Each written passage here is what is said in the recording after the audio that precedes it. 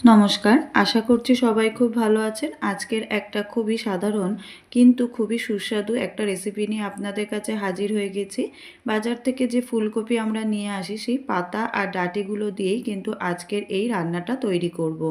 পাতাগুলোকে নিয়েছি আর সরু সরু ডাঁটিগুলোকে আমি এখানে ব্যবহার করেছি।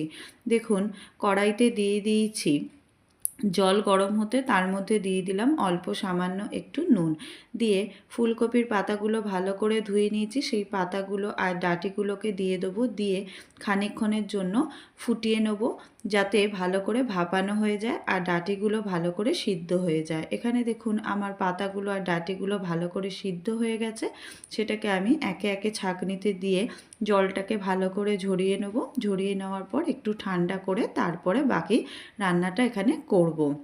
এখানে দেখুন আমি নিয়ে নিয়েছি একটা মিক্সিং বোল, তার মধ্যে সিদ্ধ করে রাখা কপি পাতা আর কপির ডাঁটিগুলোকে একে একে দিয়ে দিচ্ছি, দিয়ে তার মধ্যে দিয়ে দেবো বড় সাইজের আমি একটা পেঁয়াজকে ছোট ছোট করে কুচি করে নিয়েছি, সেটাকেও মিক্সিং বোলে দিয়ে দেবো।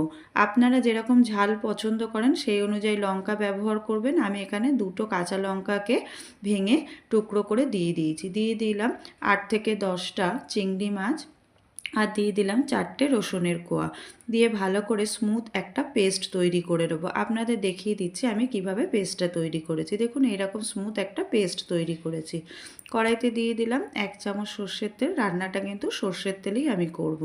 দিয়ে দিলাম ফোড়নে কালো জিরে, ব্যাস আর কিন্তু কিছু সেরম দরকার নেই। দিয়ে দিচ্ছি যে পাতার পেস্টটাকে তৈরি করে রেখেছি সেইটাকে, দিয়ে খুব ভালো করে নাড়াচাড়া করব।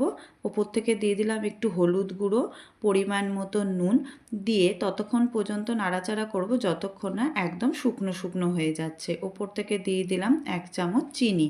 চিনিটা আপনারা চাইলে ব্যবহার করতে পারেন, নাও করতে পারেন, পুরোটাই অপশনাল। রান্না কিন্তু আমার একদম হয়ে গেছে। খুব তাড়াতাড়ি চটজলদি রান্নাটা হয়ে যায় আর খেতেও কিন্তু ভীষণ সুস্বাদু লাগে। তাই আপনারা বাড়িতে অবশ্যই ট্রাই করবেন আর কমেন্টে আমাকে জানাবেন কেমন লাগলো রান্নাটা। লাইক শেয়ার করবেন আর আমার চ্যানেলটাকে সাবস্ক্রাইব করা সকলের কাছে অনুরোধ রইল। ওপর থেকে ছড়িয়ে দিলাম সর্ষের তেল সবশেষে।